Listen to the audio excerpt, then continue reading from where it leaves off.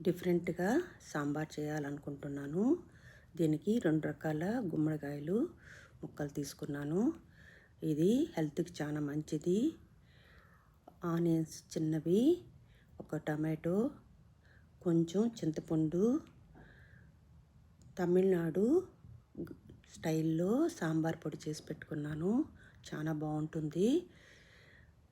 ముక్కలన్నీ సన్నగా కట్ చేసుకొని కందిపప్పులో వేసి ఉడకబెట్టి ఎనిచ్చి పసుపేసి పక్కన పెట్టుకున్నాను.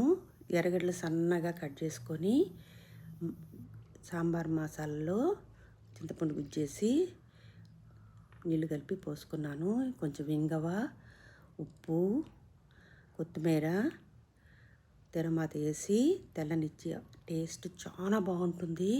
పిల్లలు ఇష్టంగా తింటారు.